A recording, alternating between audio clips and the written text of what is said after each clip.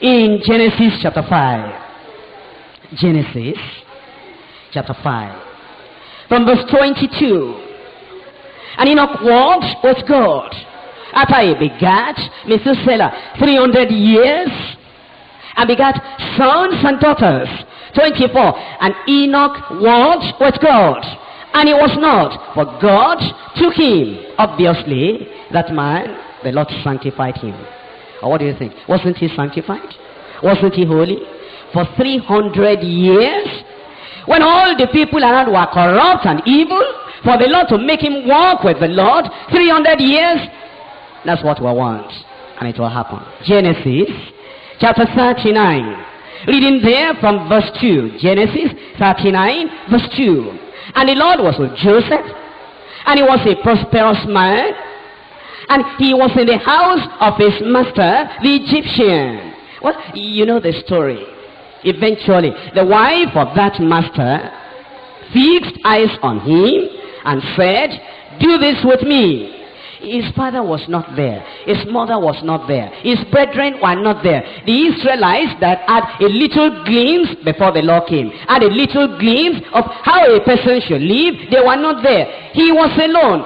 No church, no district, no house fellowship, no complete Bible to read, no cassette to listen to, no counselor, nobody to encourage him, nobody to pray with him as a prayer partner. And he was there 13 years without any fellow believer encouraging him in the way of the Lord. And yet the man said, how can I do this and sin against my God? And this woman pestered him day after day. And this young man, he had not known a woman, and biologically his body will tell him, growing older and older, he was getting near 30 years of age. But he said, no, master will not know, all the other people will not know, daddy will not hear about it, so he will not be disappointed, nobody will know, but there's a God in heaven that is watching me, and he knows when nobody will know. I cannot do it. Think about the holiness of this man. Eventually, the woman became desperate and caught hold of him and said, you must. And the man left his clothes in her hand and ran away. Then the woman turned around and cried out, hey, see, insult upon injury.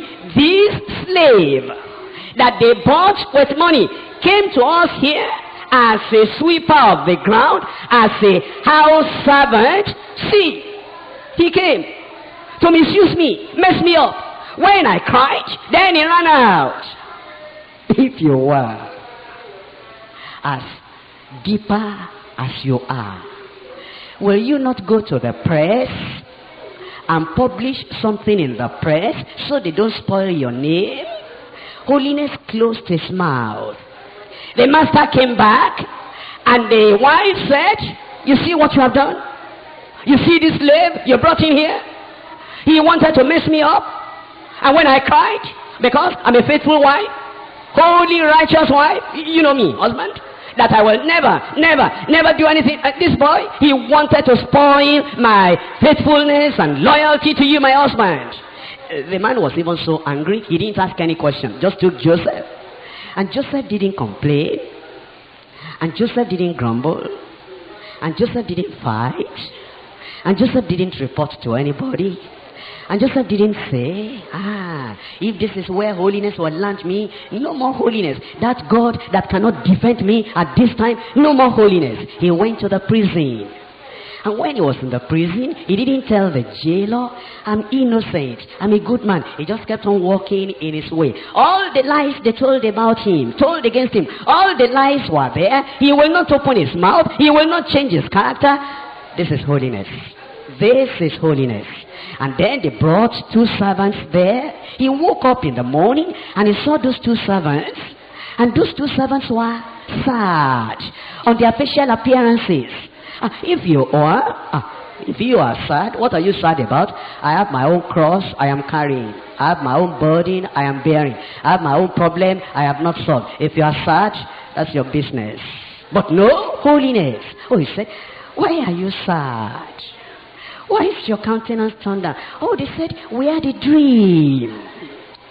I had mine, he had his, and there's nobody to interpret for us. Oh, he said, does not interpretation come from God? Forget about yourself and concentrate on him. Are you suffering persecution? Have they accused you wrongfully of something you didn't do? Did somebody stand here at the pulpit and pointed at you and accused you wrongly? Are you going to drop your holiness because of that? Go and ask Joseph. Oh, he said, does not interpretation come tell me your dream? And this one told him, he had not lost the gifts of the Spirit just because of persecution, just because of imprisonment. And he gave him the interpretation. When the second fellow saw the interpretation was good, he told his dream, and although the interpretation was negative, he didn't change the negative message. He gave him the negative interpretation. And then he told the one that had the positive interpretation, remember me when it's well for you. And didn't talk about Potiphar, and didn't talk about Potiphar's wife, and didn't say, you know, nothing they said about me you might have heard. They are just trying to spoil my name. I'm a child of God. I believe in holiness and sanctification. He didn't say that. He just said, they took me from my place and stole me away and brought me into this place. He didn't even talk about his brothers, that his brothers sold him there. If you were, you will tell stories. If you were, you will go through all the details. That I'm a good person. You will use the pulpit. You will use the press. You will use the people. You will use your friends. You will use everybody to show that you are righteous and holy. This discipline is not just. Joseph didn't do that. Just remember me when it's good for you. And that man came out. And as he came out, and he restored him to his place, and then they hanged the other man, he forgot. He forgot about Joseph. Holiness. The people you do good to, not everybody will remember you. The people you help, not everybody will remember you. They have forgotten me so soon. Alright? You know, in this world in which we're living now, goodness doesn't pay anymore. Helping people doesn't pay anymore. Sacrificing your life, your money, everything you have, and putting your life on the line, helping people, it doesn't pay anymore. I'm not going to help anybody anymore. Not Joseph. He continued in the prison like that. The time of God is the best. If that man forgot me, and I'm still here, it's because it's not the time of the Lord yet. He wasn't angry. He didn't fight God. He didn't ask any question. Why? Then, 2 years after, you understand, 2 years? 730 days. And every day that Joseph woke up, this man did not remember me, this man did not remember me. Then Pharaoh had a dream. And then, the man said, when they couldn't find interpretation, I remember my fault this day. There is one of the Hebrews. He's in the prison. Then they brought him out. And as they brought him out, he shaved his head. He cleaned up. He must be his best to even serve the king of Egypt. And he told him the dream. And he gave the interpretation. And then eventually, they said, can we find anybody having an excellent spirit like this, that will be able to handle this thing? And they promoted him. And Pharaoh said, you are next to me, above Potiphar, above the wife of Potiphar. Holiness. If it were the holiness of today,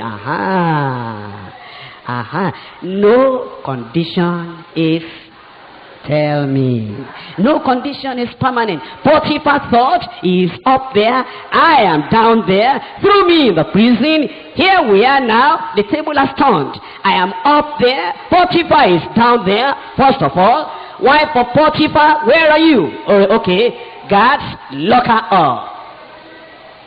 You reap what you sow. Potiphar, you didn't check up whether that story was true or not. Lock him up. Did Joseph do that? And then his brothers came to buy food. Here they came. And he knew them. They couldn't recognize him.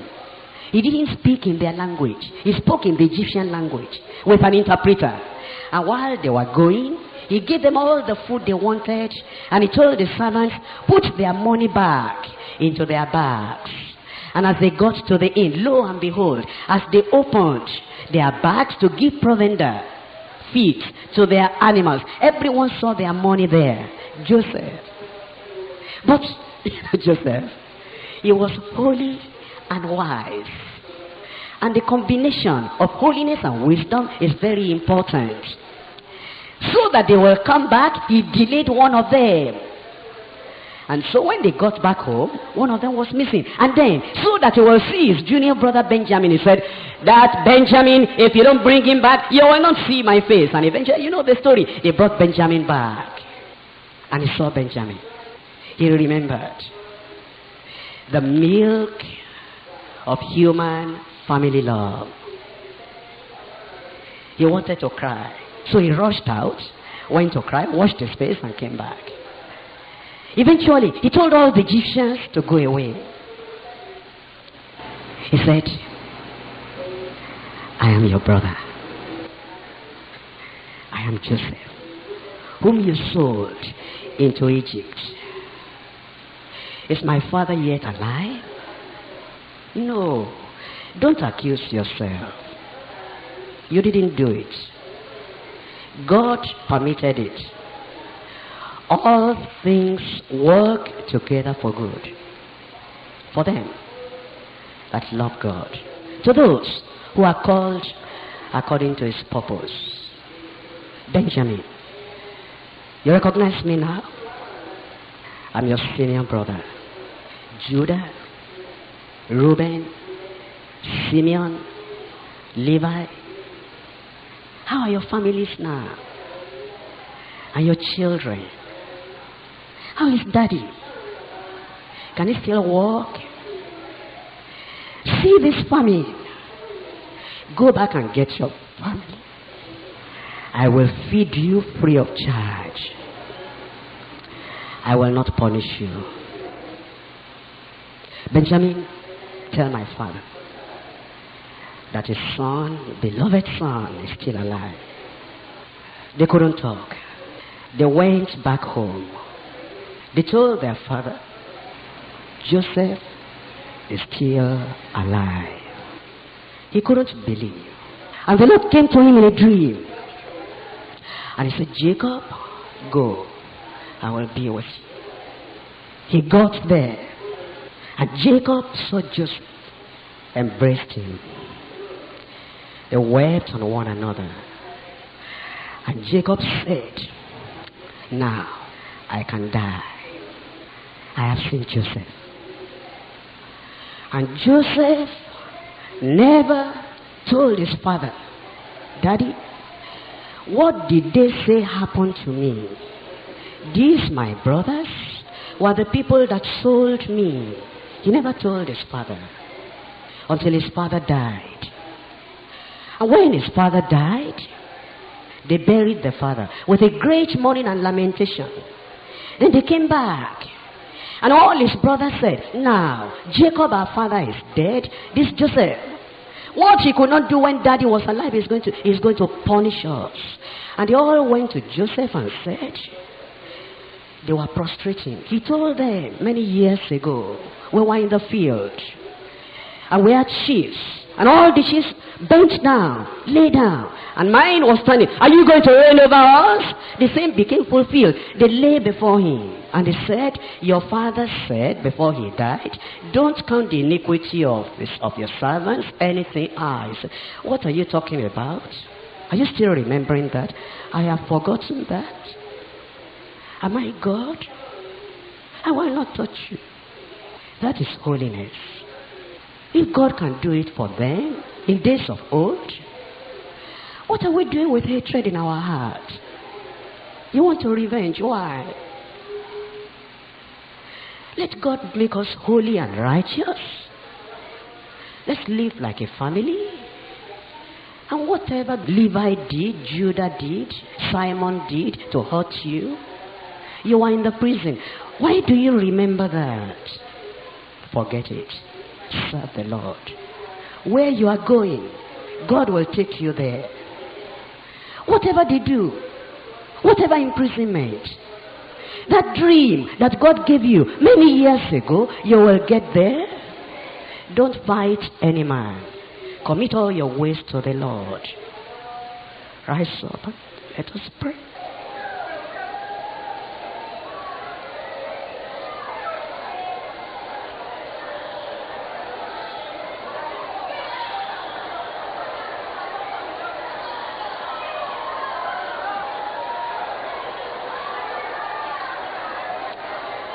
Let the Lord touch our hearts. Let the Lord make us sanctified and holy.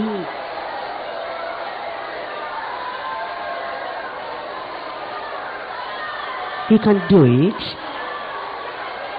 He did it for women and men of old. He can do it for us.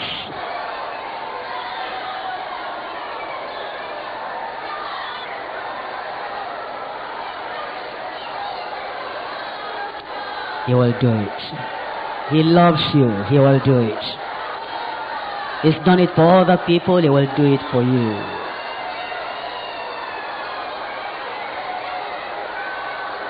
Why are you going to hate anybody? You are a child of God. Whatever they did, they didn't understand. Forgive them, Father. They know not what they do.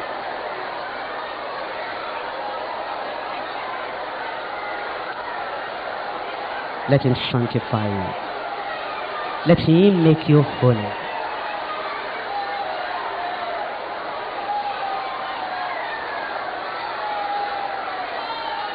He will do it. Yes, he can do it. Far back in the Old Testament, before Calvary, before the cross, it was done. Now on this side of the cross, he will do it.